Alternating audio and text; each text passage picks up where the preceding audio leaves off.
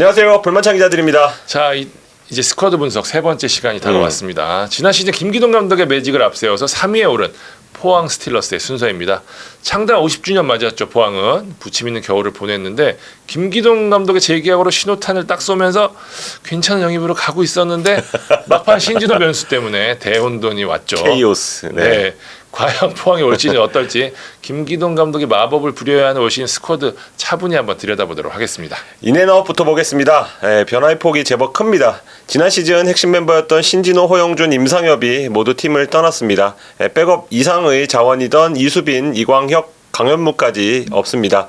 이수빈, 이광혁은 각각 전북과 수원FC로 이적을 했고요. 네. 강현무는 상무에 입대를 했습니다. 지난 시즌 베스트 11에서 4명에서 5명 정도가 빠져나간 셈입니다. 큽니다. 네, 포항은 대체자로 김인성, 백성동, 김종우 그리고 제카 오베르단을 영입을 했습니다. 황인재가 전역했고 김규표, 박건우가 임대해서 돌아왔습니다. 네, 기존 자원 중에서는 완델선, 신광훈, 김승대, 알렉스 그랜트와 재계약을 맺었습니다. 일단은 들어온 선수보다는 나간 선수들이 더 커 보이는 게 사실인데 과연 포항은 어떤 전력인지 포지션별로 한번 살펴보겠습니다. 네, 골키퍼부터 보겠습니다. 네, 황인재 선수가 전역해서 돌아왔고요. 강현무, 류현우 선수가 떠났습니다. 이번 겨울을 통해서 윤평국이 아마 확실한 넘버원으로 자리매김했다라고 말씀드리면 될 것 같아요. 네. 지난 시즌 강현무와의 경쟁에서 좀 근소한 우위를 보였잖아요. 윤평국이. 강현무가 군에 입대하면서 출발부터 독주 체제를 구축했습니다. 윤평국 선수 안정감 측면에서 이 김기동 감독의 신임을 받고 있고 기량면에서도 포항의 넘버원으로 손색이 없고요. 근데 그 뒤가 조금 아쉽습니다. 강현무라는 넘버원급 넘버2 그리고 넘버3 이상의 기량을 갖고 있는 류현우가 모두 팀을 떠났는데요. 백업 면에서는 확실히 지난 시즌과 비교하면 무게감이 떨어지고요. 그래도 황인재가 전역을 하면서 공백을 메우게 됐는데 김천에서 기복은 있었지만 좋았을 때는 상당한 능력을 보여줬거든요. 그렇기 때문에 넘버2 카드는 나쁘지 않은 선수인데 여기에 조성훈과 이승환이 3, 4번으로 나설 전망입니다. 포항의 올 시즌 골문은 백업의 무게감이 약해지면서 윤평국의 어깨에 짊어진 무게가 좀 커진 것으로 보입니다. 네, 중앙 수비는 최현웅 선수가 들어왔고요. 이광준과 박건 선수가 떠났습니다. 기존 틀에서 크게 바뀌지는 않았어요. 그랜트와 재계약을 했고요. 타 팀의 러브콜을 받았던 하창래를 지켰습니다. 여기에 박찬용까지 있죠. 지난 시즌 1, 2, 3번 센터백이 그대로 잔류하면서 중앙 수비진은 지난 시즌과 비슷한 전력을 유지하게 됐습니다. 네. 특히 지난 시즌 후반기 전역해서 리그 최고 수준의 임팩트를 보여줬던 하창래의 존재가 큰 힘이 될 전망이고요. 지난 시즌 리그 베스트급 활약이었죠.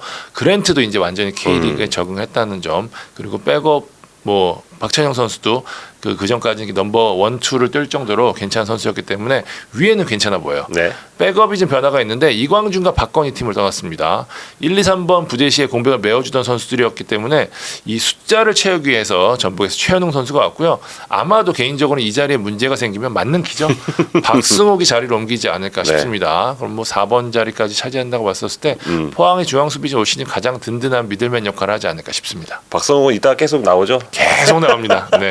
측면 수비, 미드필더 다 나옵니다. 22세 빼고 다 나올 것 같습니다. 측면 수비 바로 보겠습니다. 박건우 선수가 임대 복귀했고요. 김주환 선수가 떠났습니다. 측면 수비는 지난 시즌과 거의 같습니다. 예, 박승욱, 신광훈, 심상민, 김용환 체제입니다. 네. 심상민 선수는 대전행이 유력하게 점쳐졌는데 결국 잔류 쪽으로 좀 가닥이 잡히는 모습이고요. 신광훈과도 재계약을 했고요. 김기동식 축구에서 이 풀백이 중요한 역할을 하잖아요. 그러니까 이 형태를 잘하는 기존 선수들을 붙잡고 가는 게 낫다는 판단을 한 것 같고요. 그래서 포항의 측면은 올 시즌에도 큰 문제가 없을 전망입니다. 박승욱과 신광훈이 주전 경쟁에서 앞서고 있는 가운데 박승욱이 필요에 따라서 여러 포지션에 갈 수가 있잖아요. 그렇기 때문에 심상민 선수가 주전급에 가까운 역할을 하지 않을까 싶습니다. 여기에 박건우가 임대 복귀를 했고요. 지난 시즌 후반기처럼 완델손이 측면 수비로 또 나설 수가 있잖아요. 네. 그러니까 포항 측면 수비는 양과 질에서 리그 정상급 수준을 유지할 전망입니다. 네, 수비형 미드필더 보겠습니다. 오베르단, 김종우, 김규표 선수가 들어왔고요. 신진호 그리고 이수빈 선수가 떠났습니다. 포항에 아까 말씀드린 대혼돈을 가져온 삼선 이야기 해야겠죠. 예상치 못했던. 네, 수비력이 좋은 브라질 출신의 오베르단을 신진호의 보디가드로 영입을 했습니다. 그만큼 신진호 축구를 더 공고히 하겠다는 뜻이기도 했는데요. 그렇죠. 신진호 지난 시즌 의심할 여지 없는 리그 최고의 선수였습니다. 공수 조율은 물이 올랐고 마무리 능력까지 보여줬던 포항에서는 경기장 안팎에서 에이스 역할을 이상의 역할을 했거든요. 포항이 신진호가 있기 때문에 애지중지 키웠지만 성장세가 다소 주춤하던 이수빈까지 전북으로 보냈는데 제가 멤버십에서 아마 가장 먼저 공개해드렸을 겁니다. 신진호와 재계약에 난항을 겪으면서 꼬이기 시작했습니다. 매듭을 풀지 못하고 전주훈련까지 불참했던 신진호는 결국 인천행을 택하고 말았습니다. 포항과 김기동식 축구의 총알라고 불렸던 신진호의 이탈로 가장 장점이었던 포항의 삼선은 고민거리가 돼버렸는데요. 일단 김종우의 영입으로 급한 불을 끄긴 했는데 김종우는 신진호와는 완전히 다른 유형이거든요. 맞습니다. 삼선보다는 이선에 가까운 자원이고요. 순간적인 탈압박이나 뭐 창의적인 패스, 움직임 이런 건 괜찮은데 경기를 또 전체적으로 조율하는 유형은 또 아니거든요. 그리고 실수가 조금 많은 편이어서 그게 좀 걱정되는 뭐 팬들도 있을 겁니다. 김기동 감독이 당초 생각했던 한석종, 한국영이 아닌 김종우를 전격적으로 택한 것은 어떤 것을 봤다는 얘기거든요. 뭘까? 네. 네. 결국에는 이 포항 팬들 입장에서는 그 부분에 기대를 걸어야 될 것 같아요. 일단 오베르단도 적응 면에서 변수가 있는데 김종우까지 적응 여부와 이 포지션 여부에 대한 또 불안 요소가 있잖아요. 포항의 삼선은 뭐 변수 투성이다라고 말씀을 드려야 될 것 같습니다. 그런 의미에서 저는 오히려 다양한 포지션을 오갔지만 이 자리가 본인의 베스트 자리잖아요. 이승모의 존재가 더욱 중요할 수도 있을 거라는 생각이 들고요. 또 얘기합니다. 박승욱이 이 포지션에 붙박이로 설 수도 있습니다. 지금 한 8번 나온 것 같습니다. 그렇습니다. 네. 신광훈도 뭐 이 자리에 볼 수 있는 선수고요. 네. 김준호 선수와 김기표 선수 백업으로 활약할 전망인데 이 삼선 문제를 어떻게 푸냐에 따라서 올 시즌 성패가 결정이 될 것 같습니다. 네. 공격형 미드필더 보겠습니다. 백성동 선수가 들어왔고요. 권기표 선수가 떠났습니다. 뭐 미연의 대기라는 평가를 꽤 많이 받았던 권기표가 빠진 대신에 이 백성동이 가세를 했는데 이 런던 올림픽 당시만 하더라도 뭐 엄청난 주목을 받았던 그쵸, 선수잖아요. 돌고 돌아 처음으로 K리그 1에 입성하게 됐습니다. 사실 가진 기량에 비해서 좀 포텐이 폭발하지 못했다는 느낌도 많았고 실제 그런 평가도 많았는데 김기동 감독 밑에서는 어떤 모습을 보일지 개인적으로도 굉장히 궁금한 선수입니다. 포항에서는 백성동이 가세하면서 업그레이드가 됐는데 기존의 고영준, 김승대, 백성동까지 여기에 노경호가 백업 뭐 때에 따라서는 김종우가 2선으로 올라갈 수도 있고 22세의 카드라는 점에서 고영준이 주전 경쟁에서 앞서고 있지만 여기에 김기동 감독이 공격형 미드필더를 2명으로 늘리는 전술도 곧잘 쓰잖아요. 그렇기 때문에 이선 가운데 자원이 늘어났다는 것은 그만큼 전술의 다양성 측면에서도 긍정적인 부분이 아닐까 싶습니다. 네. 측면 공격수는 발빠른 김인성 선수가 들어왔고요. 네. 발빠른 임상엽과 이광혁 선수가 떠났습니다. 변화가 좀 생겼습니다. 지난 2년간 포항의 마무리를 담당했던 임상엽 그리고 포항 팬들의 오랜 사랑을 받았던 포항 메시 이광혁 선수가 팀을 떠났습니다. 뭐 이광혁 선수가 지난 여름에도 보내려고 했기 때문에 좀 어느 정도 이별이 좀 예고돼 있었는데 임상엽의 이탈은 좀 아쉬울 거예요. 임상엽이 지난 2시즌 동안 모든 대회에서 24골을 넣었더라고요. 그러니까 최전방이 약했던 포항에서 가장 믿을만한 스코어였는데 임상엽과 재계약이 실패하면서 그 자리에 공백이 좀 생겼습니다. 일찌감치 대안을 마련했습니다. 김인성. 당초만 하더라도 김인성은 손해 시행이 유력했는데 포항이 더 적극적으로 나서면서 김인성을 품게 됐거든요. 네. 김인성이 이랜드에 많은 기대를 모으고 이적을 했었는데 부침 있는 모습을 보였던 이유가 포지션적인 문제가 좀 있었습니다. 하지만 4-2-3-1을 주로 쓰는 포항에서는 익숙한 왼쪽 측면 공격수를 다시 볼 수 있는 만큼 부활의 가능성도 좀 높다고 봐야 되고요. 김인성이 울산 시절에 보여준 마무리 능력까지 다시 보여준다면 임상엽의 공백을 메울 수 있을 전망입니다. 여기에 완델손을 재계약하면서 측면 뎁스 더했는데요. 완델손이 시즌 말미로 갈수록 좋아졌거든요. 뭐 잘했죠. 네. 맞아요. 그렇기 때문에 올해는 동계부터 했기 때문에 그 떠나기 전 이 센세이셔널한 모습을 다시 한번 기대해도 좋지 않을까라는 생각도 들고요. 여기에 백성동도 측면에 설 수 있잖아요. 그러니까 포항의 측면은 임상엽의 이탈이 아쉽긴 하지만 그렇게 고민되는 포지션은 아닐 것 같습니다. 박성욱 선수도 한두 경기 뛸 수 있겠죠. 측면 공격수로. 그래 최전방까지 서 그냥.